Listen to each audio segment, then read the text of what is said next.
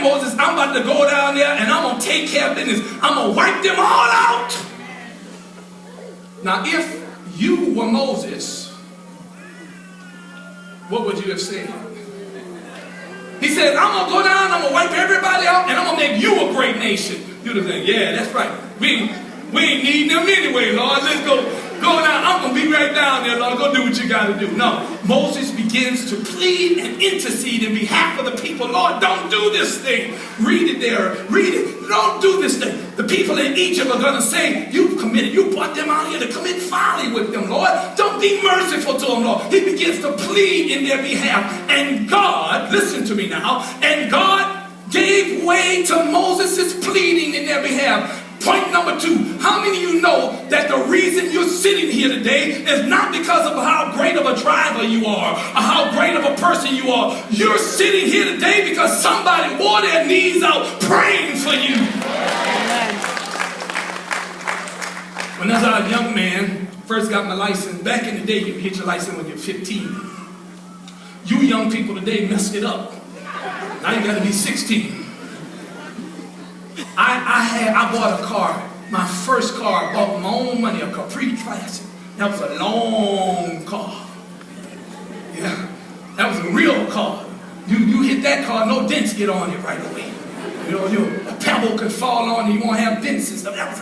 That car. And the speedometer said 130 miles an hour. I said 130 miles an hour. We'll see if this car can do 130 miles an hour. So I got on the interstate. I-10 there in New Orleans.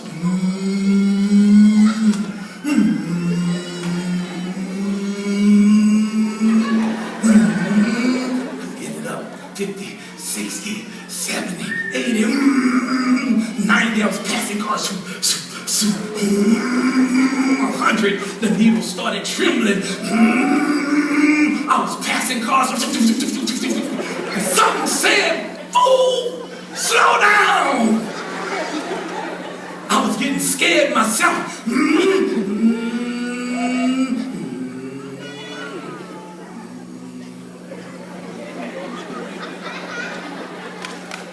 I said, "Boy, you're a driver. You are a driver. Boy, you had that thing going 100. You had it under bad, boy." But how many know that wasn't me? Hello? Are you listening to me? That wasn't me. Mama was home praying. Lord, protect my fool of a son when he does things that are outside of his mind. Grandmama was at home praying, Lord, bless my grandkids. And God saw this idiot on the I-10 trying to do 130.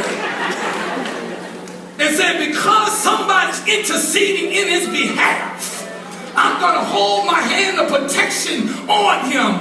And I want you to know, you might be looking at me shaking your head, but you've done some idiotic things. And the reason you're still here to tell about it is because God had somebody was interceding in your behalf. Somebody was calling on the name of the Lord. While you were in the club, somebody said, Lord, protect him. Lord, take care of her. And because of that, God spared your life. If God were to take away the blinders so that we could see how many bullets whizzed past our heads, and he protected us because somebody was praying. Aren't you glad somebody's been praying for you? Oh, I'm glad somebody's been praying.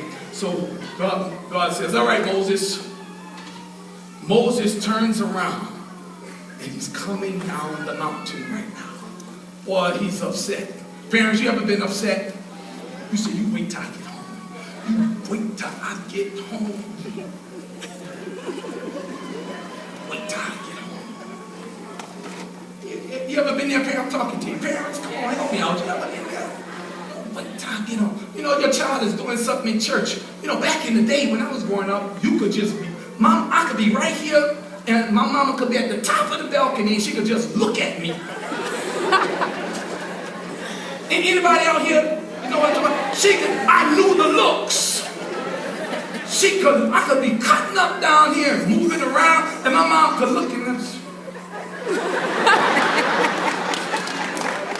That don't work today, I don't think. I don't know. But she could just look, and I knew what it means. You know, and certain looks say when we get home. So try to get religious. You start, hallelujah, praise the Lord.